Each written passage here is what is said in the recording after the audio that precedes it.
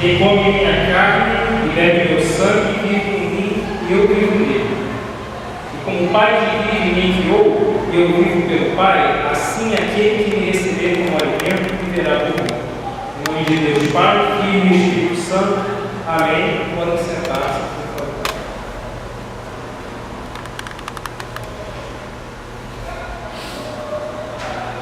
São Justino Mártir, que viveu em Roma no século II, um século depois da ressurreição de Cristo, ele buscou defender a fé cristã. Ele escreveu o que se chamava apologia. Isso porque havia várias mentiras que haviam sido plantadas pelos opositores do cristianismo. O nível de ofensas era tamanho, que os perseguidores dos cristãos alegavam que os cristãos haviam escondido o corpo de Cristo, cortado em pedacinhos e comiam aqueles pedacinhos nos seus livros. Ou seja, eles diziam que os cristãos eram canibais. Isso porque, aos olhos daquelas pessoas que não têm fé, é impossível comer da carne e beber do sangue. Para quem não tem fé, é impossível receber a Cristo como alimento. Aos olhos dos céticos, é impossível entender a comunhão como sacramento, como sinal visível de uma graça que é invisível. Para essas pessoas é impossível entender que esse alimento espiritual é mais que apenas um pão, é mais que apenas matéria. Isso tudo é loucura para quem não crê. É tão loucura quanto acreditar que ele morreu e ressurgiu. É tão loucura quanto acreditar que ele nos abriu as portas para a vida eterna. E tantas outras coisas que, pela lógica, nós nunca acreditaríamos. São coisas que nós enxergamos apenas com o olhar da fé. E todas essas coisas, todas essas doutrinas, esses eventos básicos da fé cristã, eles se encontram justamente no Santíssimo Sacramento do altar. A Santa Eucaristia é uma recapitulação. Ela é um memorial, mas não é apenas um memorial. Porque a Santa Eucaristia, ela revela toda a economia da salvação. Ela fala e nos leva à encarnação, à morte, à ressurreição de Cristo, à sua ascensão, e nos promete sua segunda vida. Ou seja, a Santa Eucaristia nos faz lembrar do passado, nos prepara para o presente e nos anuncia o futuro. Por isso que a oração eucarística fala todas essas coisas. Fala que nós nos desviamos de Deus, que Ele mandou os profetas, que mandou seu Filho, fala das promessas de Leão, fala daquela última ceia com seus discípulos. A Santa Eucaristia ela expõe toda a história da salvação. Todo o nosso viver cristão se resume nesse momento. Essa história da salvação, que é também a nossa história. Ou seja, tudo se concentra, tudo se resume, tudo acontece e se recapitula na celebração do sacramento do corpo e do sangue de nosso Senhor Jesus Cristo. A Eucaristia nos traz a morte de Cristo. Por isso ela também é um sacrifício celebrado junto à cruz. Mas não é um sacrifício como eram os sacrifícios antes da vinda do Cristo, como os sacrifícios violentos da antiga religião.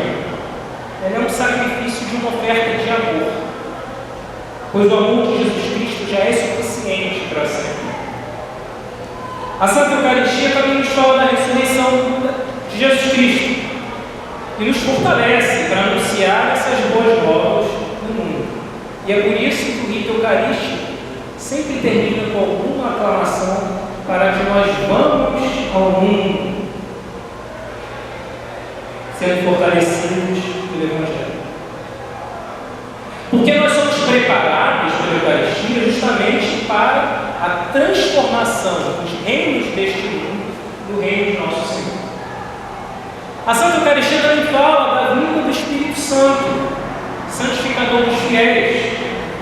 E ela também contém nela uma súplica para que nós sejamos cheios do Espírito Santo, que age na igreja desde o Pentecostes, que está conosco, nos carregando também neste caminho. E por fim, a Santa Eucaristia nos projeta na promessa de uma segunda vida, na promessa de novos céus e de nova terra, na promessa de um mundo de igualdade, na promessa de uma outra realidade para todos nós. Uma realidade que não há divisões de diferenças. Não há em nenhum momento da história da humanidade um evento como este, em que todas as pessoas recebem exatamente a mesma função.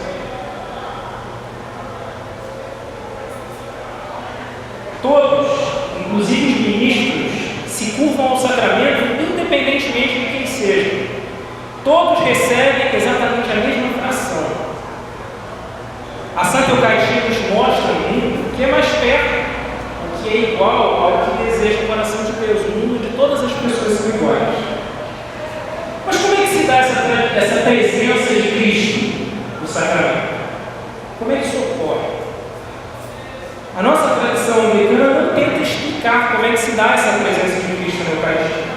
E por um bocado de tempo, vamos dizer assim, por uns 1000 anos da era cristã, ninguém tentou explicar em detalhes o que estava acontecendo ali. As pessoas apenas acreditavam, olha, aquilo ali é Jesus. Foi só um período muito específico da Idade Média, um período filosófico chamado escolástico, em que havia uma preocupação muito grande por parte de teólogos, filósofos, etc., de explicar com minúcias e tentar prova de que Deus existe, prova de que o sacramento é a presença real, prova de tantas outras coisas, prova de que existe um céu e tudo mais. Nesse período aí começaram a surgir várias tentativas de explicação. E é por isso que vocês vão escutar muitos nomes, algumas tentativas mais católicas, outras já vêm da reforma protestante, como transubstanciação, consubstanciação, a teoria dos divinos mistérios, união sacramental, memorialismo, etc. É isso que vem. Mas o que nós sabemos, e o que nós acreditamos na nossa igreja, ou que tentamos acreditar, é aquilo que desde o início os fiéis proclamavam. Aquele sacramento era Cristo, e era Cristo presente. Era verdadeiramente o corpo e o sangue de Jesus Cristo. Ele era a presença real de Jesus Cristo, o Salvador das nações. Ele não era apenas um alimento, era um novo maná, diferente do antigo maná. O antigo maná somente fortaleceu aquele povo na caminhada. O novo maná, a Santa Eucaristia, o sacramento do pão consagrado, o corpo do vinho consagrado, o sangue de Jesus Cristo. E nos preserva na vida eterna, assim como disse o próprio Jesus, assim como nos disseram os testemunhos dos apóstolos e de todos os outros cristãos. E por isso que na tradição apostólica de Santo Hipólito, já no século III, há todo um preparo que é muito bem falado para quando as pessoas vão receber comunhão. Ele dizia assim, olha, vocês têm que fazer um trono para receber o rei com as mãos de vocês, o jeito de colocar as mãos. E ainda dizia assim, olha, não há nada desse sacramento, nada desse pão do vinho que não deva ser consumido, nada pode ser jogado fora. Tudo tem que ser consumido, porque isso é um alimento santo, isso não pode cair na mão de qualquer pessoa.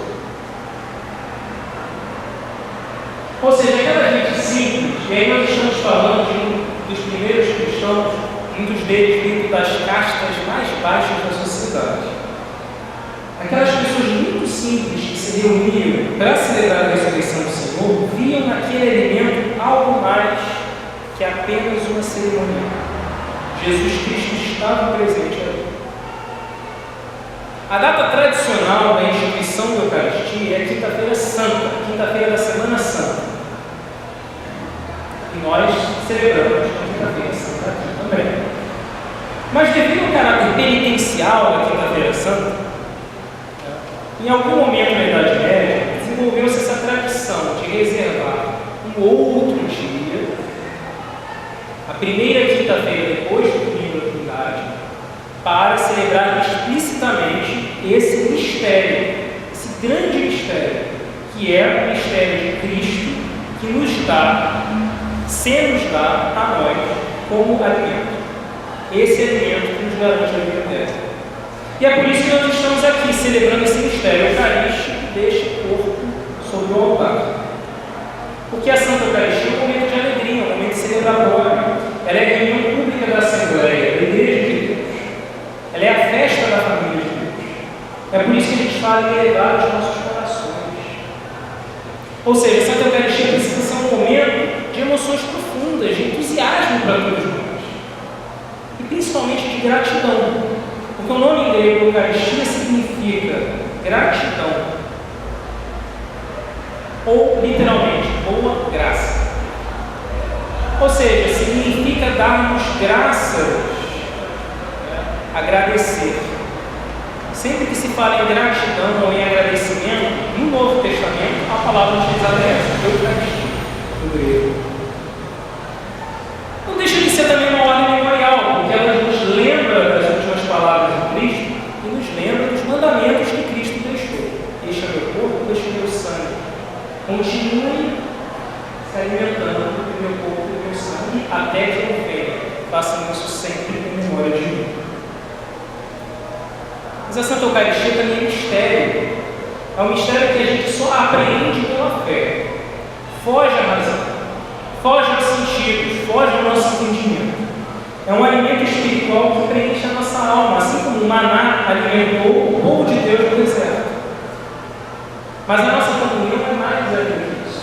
A nossa comunhão é realmente o corpo e o sangue de Jesus Cristo, que são para nós pão da vida, cálice da salvação. Eles nos fortalecem e nos revigoram, nos preservando para a vida eterna. Assim, a Eucaristia nos lembra do exemplo de amor ao próximo de Jesus Cristo. Nos lembra da sua vinda para assumir a carne humana. A Santa Eucaristia nos conta de um Deus que sofreu por nós, que assumiu a nossa condição, que viveu em meio a este mundo tão cheio de doenças, tão cheio de dores, e que sofreu por nós. A Santa Eucaristia nos lembra da encarnação de Jesus Cristo, porque ao santificar o pão e o vinho, que são matéria, são fruto da terra, são obra da criação de Deus, vem do trigo, vem da uva, vem daquilo que Deus deixou para nós como matéria. Ao santificar esses elementos, Deus nos lembra que a sua criação é boa por natureza. E tudo aquilo que Ele criou, inclusive nós, somos bons.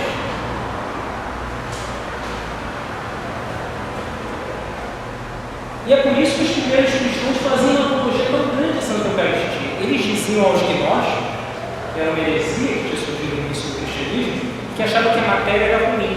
Eles diziam aos gnósticos assim: veja, a matéria é a criação de Deus. Todas as coisas são criação de Deus. Deus pode santificar a matéria. É possível que o pecado nos cubra de sujeira, mas Deus sempre está santificando a matéria. Aquilo que Ele criou, sejam as flores, as aves, o pão, o vinho ou nós mesmos, tudo isso pode ser santificado. Tudo isso pode ser efetivamente consagrado. Assim, no momento que nós nos alimentamos do pão consagrado e do vinho consagrado, e nós abrimos o nosso coração para sermos também consagrados, nós nos tornamos também um sacramento. Nós nos tornamos um sinal de graça, da graça de Deus, a todas as pessoas com quem nós lidamos. Deus viu graça na humanidade. Deus viu graça em Maria e a convidou para que ela desse a luz a seu filho. E Deus quer agir em nós também, para que nós sejamos meios de sua graça e para que nós geremos o seu filho em nossos corações. Por isso, a Santa Eucaristia é um sacramento missionário. Ao sairmos com o pão consagrado às ruas, nós estamos dando um testemunho semelhante ao daqueles primeiros cristãos, que eram ridicularizados e ofendidos pelos céticos, que não depositavam suas confianças em Jesus. Que ofendiam aqueles primeiros cristãos. Ao sairmos às ruas com Cristo à nossa frente, nós estamos declarando que Ele é o Senhor de nossas vidas. que sua carne e sangue foram dados por amor a todas as pessoas, que nós não teremos o futuro, pois a nossa esperança está naquele que nos ressuscitará